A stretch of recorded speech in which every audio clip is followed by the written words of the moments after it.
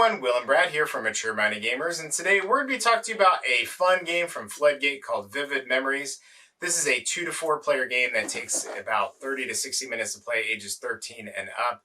A game where you're going to be basically trying to piece together memories of your childhood. You know, when you think about, man, you know, what kind of game, is that really a story-based game or something like that? Or are you going to be kind of like retelling tales, and how does that theme really work? But then I sit down and we started to play this, and it is a mind burn. I mean, it is one of those games that if you want a thinky game, you want a tactical positioning, deciding how to move pieces where you're playing against the other player. It didn't really have, to me, it didn't really have so much of a, I'm competing against, hey, directly against what you're putting down or position or anything. Mm-hmm. It's more of like, hey, I'm going to pick up these pieces, these fragments of memories so you don't. Let's start off by talking about the components. Now, I absolutely love the card quality. The card quality was fantastic. The component quality of the images, the pictures, the art was superb. The fragments were nice little chunky pieces. Mm-hmm. The player boards were recessed player boards, which was amazing. And I think the production for this, and I mean, I haven't seen a Floodgate game that has been a bad production. No. What did you think of the component quality? Component quality, I mean, the recessed pieces, or the recessed game boards were great. The fact that all the different pieces like fit in just right. I also thought that, you know, having hexagonal, or they weren't hexagonal, they were hexes. Okay, they were hexagonal cutouts, but then you actually put like, the size of the pieces weren't actually hexagonal, so you fit 2 or 3 in there, and the geometry of it was just so that it worked perfectly. So it was something that you wouldn't have thought of right off the bat. Right, and you know, in each there's 5 different colors. 4. 5 different colors. 5 different colors. Mm. Wow. There's the we green. The same game. There's the purple. There's yellow, blue, and red. So, and each of the fragments also have little shapes, like kind of etched into each single one of the fragments, which was awesome.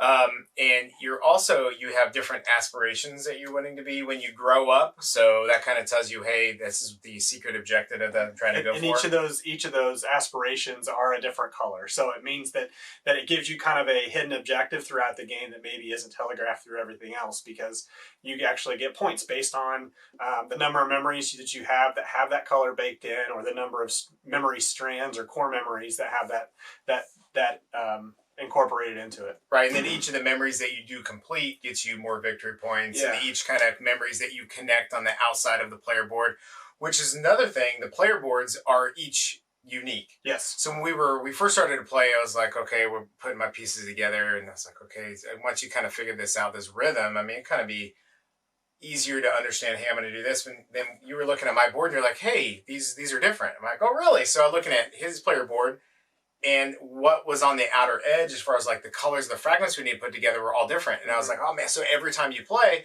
not only are you going to have a random selection of memories that are out on the tableau, right? But then different fragments that go on those. Mm-hmm. And then each board is going to be different. There's so much variability in this. And this is a game that I can say will be staying on my shelf long term. Mm-hmm. I can see playing this over and over and over. And if I want a thinky, man, I'm going to be almost like paralysis analysis in a way. I mean, because your turn comes up and you're like, okay, what am I going to do? Because what colors do I grab out of the middle? How many do I grab? Do I get enough so that way I can pull one of the memories out of the tableau, so then I can try to score that? But then on the player board, there's also some abilities that when you pull that memory in, you're going to have to cover up, so you can't use his abilities. There's just so much going on in this game. But what did you think about the difficulty to learn how to play? Yeah, so I was going to comment on that. This isn't a very hard game to pick up, or at least to get started with. Mm-hmm. I mean, the idea of actually, you pick some pieces up, and then after you pick some pieces up, you pick some cards up, and then after you pick the cards up, then you're getting in place on your board. That's not really a hard concept to put together. But then when you're thinking about the fact that you've got to organize the sequence of memories in each of the hexes, and then you've also got to chain them together to be able to connect different things, and you've got the added ability of each of the cards and stuff. Like it's one of those things, the first 2 or 3 times you play it, I feel like you need to pick a mechanic and then learn it, and then the next time you play it, pick another mechanic and learn it. Like maybe this time you pick the, I'm going to match everything up so that way I've got a lot of different core memories that get saved, and then the next time maybe you learn how to chain them together. And I think the really key victory to this is learning how to do all that well without getting lost in the weeds. So right.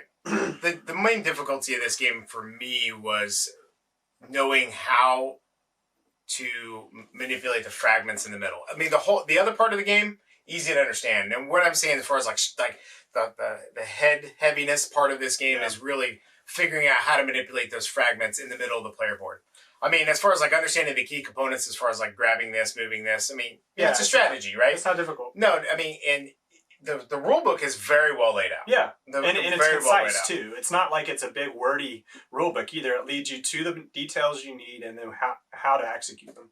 Colorful, fun, vibrant, a very, very amazing game, and I think Floodgate has a real winner on their hands here. Yeah, and I think if you pass this one up, and if you love heavy, mind games where you're going to be having a lot of strategy, if you pass this up, I think you're doing yourself a disservice. Yep. Especially if you like the kind of games where you don't have to play the same strategy every single time and you like to learn different ways to beat your players or other players. The other thing I'll tell you too is that when we got to the third and final round on this, I was at 30 points.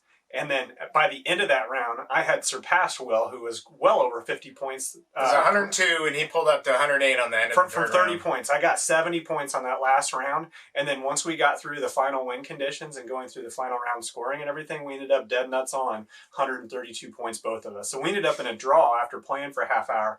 And it wasn't one of those games like, oh my gosh, we drew, I'm just going to pack up the game and quit. Like I wanted to play again. Right. Because I thought for sure that next time I'd be able to find a way to beat you.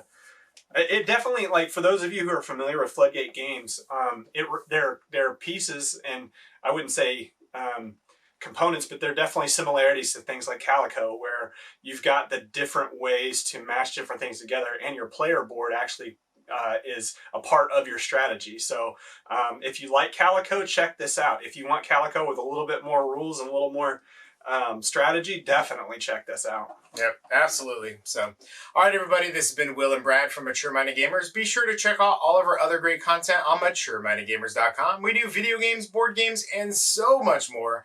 We'd also love to have you join us on our Discord. If you'd like to see what we're doing here, please consider supporting us on our Patreon, which is a link below.